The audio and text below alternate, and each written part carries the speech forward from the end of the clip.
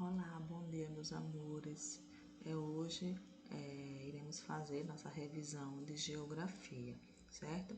Então, a nossa revisão, né, se inicia na unidade 3, tá? Na página 2, certo? De geografia, né? Então, o primeiro conteúdo que nós vimos foi paisagens brasileiras, né? Vamos ver os pontos, né? Alguns pontos que nós estudamos. Nós estudamos o clima, né, as paisagens brasileiras, ou seja, as formações, né, brasileiras, certo? Estudamos, né, as definições de tempo meteorológico e clima, certo? Vimos também climas do Brasil, né? E quais são os climas, né, predominantes aqui no nosso país, né? Vimos o clima equatorial, o clima tropical semiárido, o clima tropical típico, o clima tropical úmido, o clima subtropical, né? Então, esses aqui são os tipos de climas, né, que são predominantes aqui no nosso país, certo? Então, nós temos que saber qual o clima, né, que predomina em qual estado, né, em qual região, né? Então, é importante nós sabermos sobre essa definição, certo? Estudamos também as formações vegetais brasileiras, né, que são 9 as principais formações vegetais, né, aqui no nosso território brasileiro.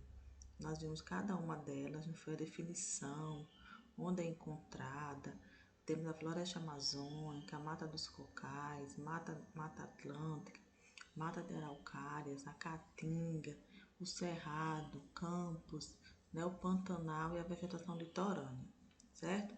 Essas foram as 9 principais formações vegetais encontradas, né, também aqui no nosso Brasil, né? Aí primeiro veio a floresta amazônica, né, que ocupa, a floresta amazônica ocupa cerca de 40% do território brasileiro, né? Ela se estende por vários estados, por alguns países vizinhos, como Colômbia e Peru, né? Localiza-se em uma região de clima equatorial, né? Aqui ele já deu o clima, né, que é predominante lá na floresta amazônica, certo?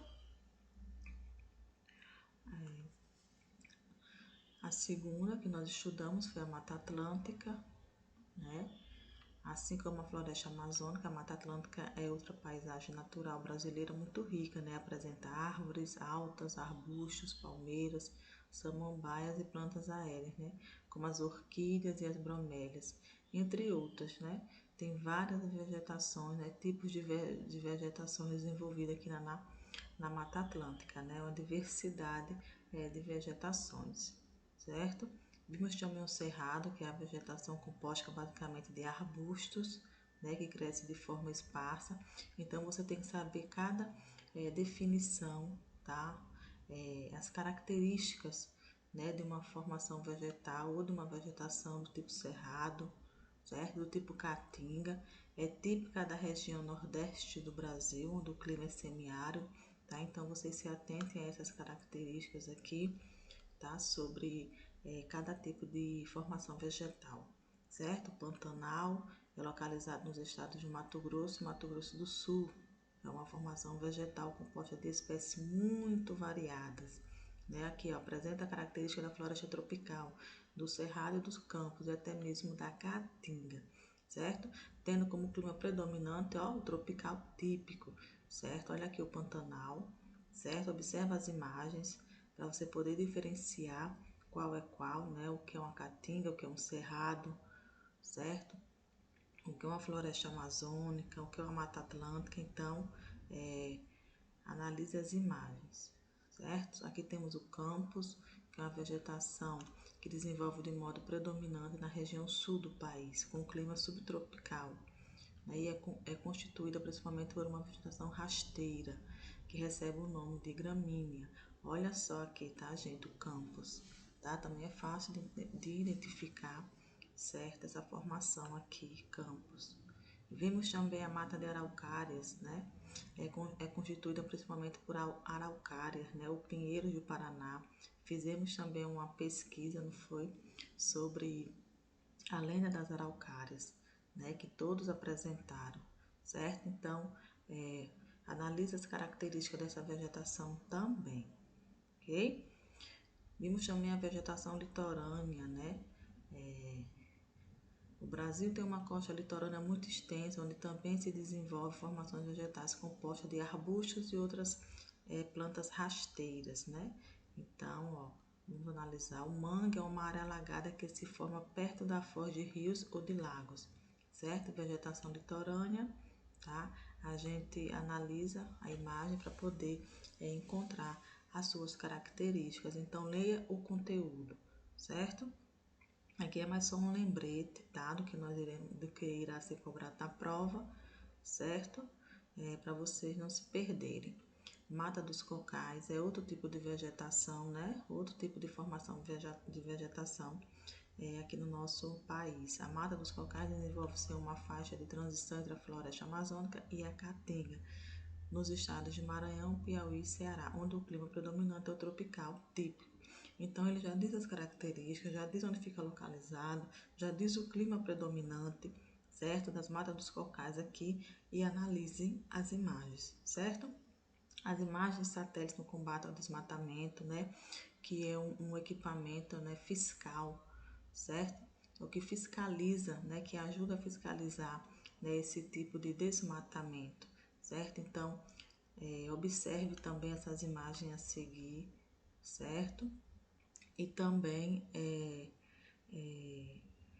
as imagens, né, obtidas por satélite são muito importantes para o desenvolvimento da sociedade e são usadas no planejamento de diversas ações, que eu tinha acabado de falar que também esse equipamento, né, foi desenvolvido também para fiscalizar, né, esse desmatamento aqui que ocorre bastante, certo, na nossa floresta amazônica, certo, gente? As fontes de energia, certo? Vocês dão uma olhada, ok? Vamos olhar. O relevo e paisagens brasileiras, né? As formas de relevo que vocês apresentaram, tem um trabalhozinho, certo?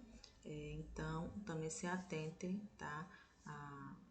A esses tipos de relevo, essas formas de relevo, né? Que são os planaltos, as planícies, as depressões, não foi isso?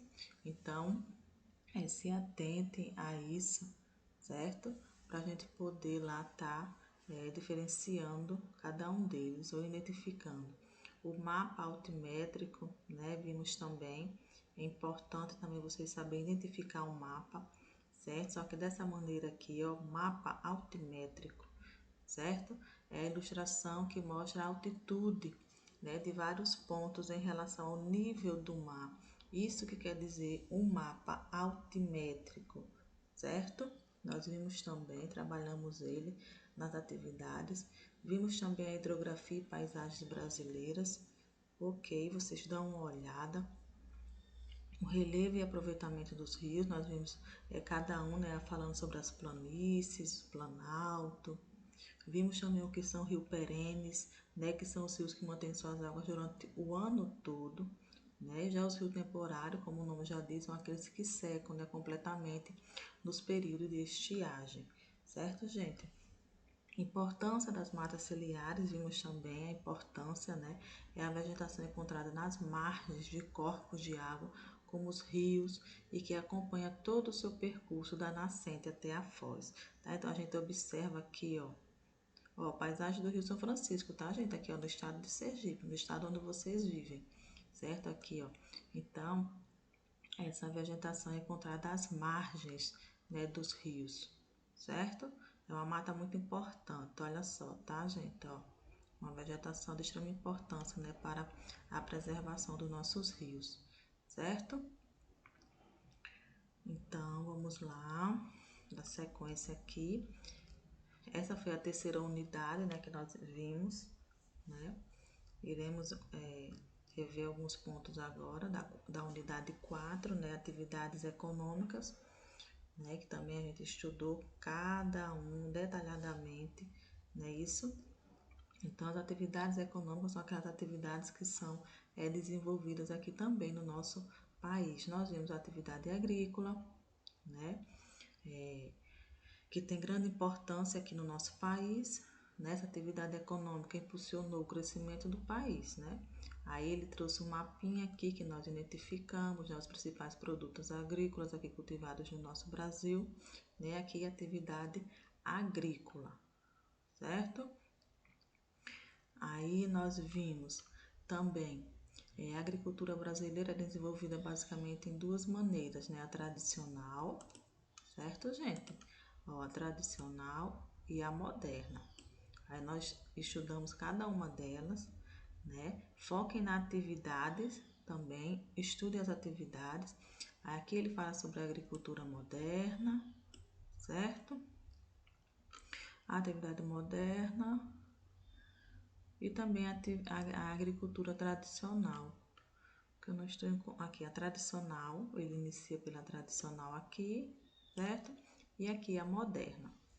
Ele definiu cada uma delas, deu as características de cada uma delas, certo? Outra atividade também desenvolvida bastante aqui no nosso país é a atividade pecuária, que é aquela atividade econômica que consiste na criação de animais, certo? Saibam diferenciar isso, tá? Atividade agrícola, certo? Da atividade pecuária é importante, certo? Aqui você já sabe que é uma atividade econômica que consiste na criação de animais, certo? Ele trouxe um mapinha também da distribuição, né, da pecuária aqui no Brasil, então se atente, ó, certo? A esses mapas, né? Observe ele, cada um deles, certo? Nós vimos também a pecuária intensiva e a pecuária extensiva, certo?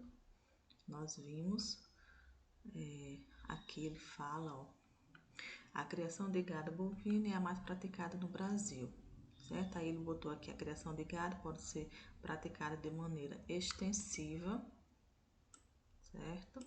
Por meio de métodos tradicionais de criação ou de maneira intensiva, certo? Aí ele vai definir cada uma delas, vai citar suas características, né? Então se atente a cada uma, tá? Dessa tipo de pecuária, certo? Temos o contraste na agropecuária brasileira, que ele fala sobre o maquinário, né?